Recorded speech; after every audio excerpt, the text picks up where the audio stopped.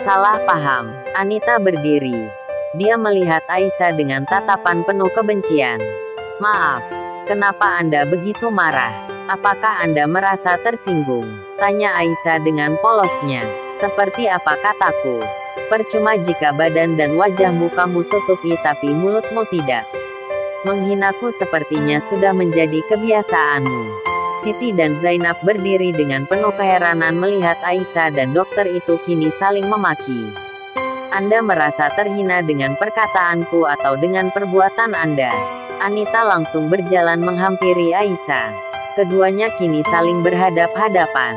Jangan berani-berani kamu menghinaku lagi. Sudah cukup kamu merebut Alfian dariku. Jangan ditambah dengan hinaan-hinaan lainnya. Siti dan Zainab kaget. Begitu juga dengan dua perawat di sana. Tidak ada ceritanya seorang istri merebut suaminya dari wanita lain. Kalau sebaliknya justru banyak sekali. Jawab Aisyah tenang. Anita semakin geram. Dia nampak tak tahan lagi. Mengangkat tangannya ingin mencoba menarik cadar Aisyah namun kemudian terhenti karena suara Alfian menahannya. Anita, Alfian menghampiri keduanya. Maaf Pak Dokter, kami akan mencari dokter lain. Dokter yang Anda rekomendasikan sangat jelek. Attitudenya buruk sekali. Ucap Aisyah sambil menarik tangan kedua kakaknya. Anita bertambah geram, namun dia tak bisa berbuat apapun karena ada Alfian yang terlihat sangat marah padanya. Aisyah keluar ruangan, berjalan dengan diiringi oleh kedua kakaknya. Dik, ada apa Sebe? Zainab mencoba bertanya, seperti yang kakak lihat dan dengar. Aisyah memotong pertanyaan kakaknya dengan terus berjalan. Zainab dan Siti saling berpandangan. Keduanya hanya mengikuti Aisyah yang berjalan di depannya. Aisyah berjalan menuju customer service. Setelah berada di depan meja tiba-tiba tangannya ditarik oleh Alfian. Alfian menarik tangan istrinya untuk menjauh dari sana. Ke tempat yang sepi agar keduanya bisa berbicara. Zainab dan Siti hanya melihat saja. Aisyah menepis tangan suaminya. Lepaskan.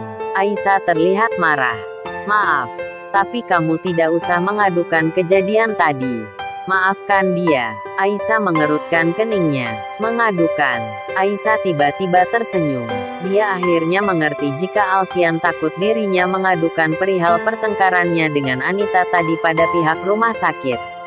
Tenang saja, saya tidak akan mengadukan pacar Anda. Minggir. Aisyah meminta suaminya untuk bergeser karena dia akan lewat. Alfian tetap berdiri tegap di depannya. Lalu mau apa kamu ke customer service? Aisyah langsung melihat Alfian dengan kesal. Anda sepertinya sangat mencintainya hingga takut karirnya akan hancur. Sudah saya katakan kalau saya tidak akan mengadukan sikap kekasih Anda yang abnormal itu. Aisyah mendorong dada Alfian sedikit keras hingga suaminya mundur dan memberinya jalan untuk lewat. Zainab dan Siti yang melihat kejadian itu dari kejauhan merasa miris. Tak disangkanya jika rumah tangga sang adik rupanya tak baik-baik saja. Aisyah kembali berjalan menuju meja customer service. Alfian memperhatikan di belakangnya. Dia melihat Aisyah menanyakan sesuatu pada orang yang ada di sana. Setelah selesai Aisyah menghampiri kedua kakaknya. Alfian lalu melihat ketiganya duduk di bangku yang tak jauh dari sana. Alfian lalu pergi. Aisyah duduk dengan diapit oleh kedua kakaknya. Kedua tangannya dipegang oleh mereka. Kenapa tidak pernah bercerita Dik? Tanya Siti dengan berkaca-kaca. Aisyah langsung tersenyum. Berusaha untuk bersikap biasa saja. Aku tidak apa-apa Kak. Sudah anggap saja tidak terjadi apapun tadi.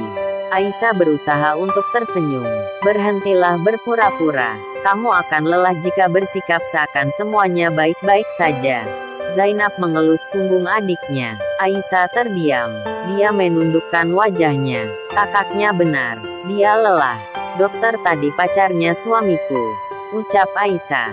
Pelan. Zainab dan Siti langsung menggenggam tangan adiknya lebih erat. Keduanya tak bertanya lebih banyak lagi.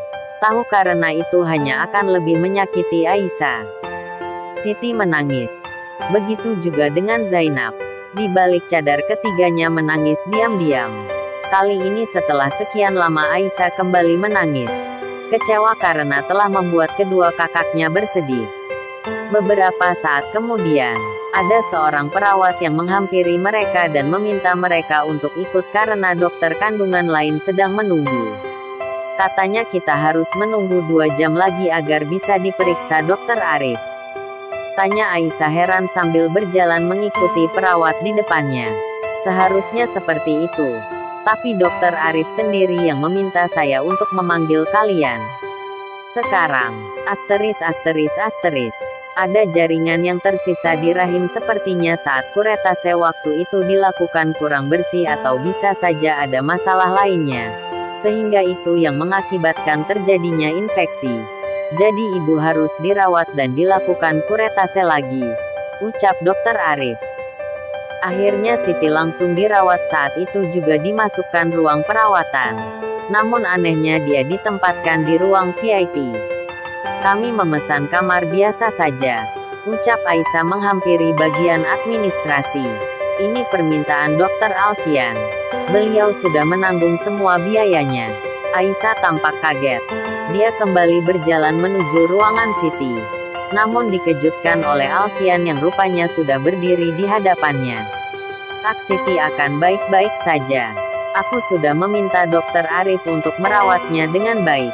Terima kasih, jawab Aisyah tanpa melihat suaminya. Kembali akan melangkah. Maafkan aku, tadi aku sempat salah paham. Rupanya kamu ke customer service tadi hanya untuk mencari dokter kandungan lain. Aisyah tak merespon, dia nampak akan melangkah lagi. Tapi lagi-lagi Alfian menghentikannya. Aku dan dia sudah putus. Sudah lama kami tak berhubungan lagi. Oh, jawab Aisyah datar. Terus, tanya Aisyah melihat suaminya. Tidak ada, aku hanya ingin kamu tahu itu saja.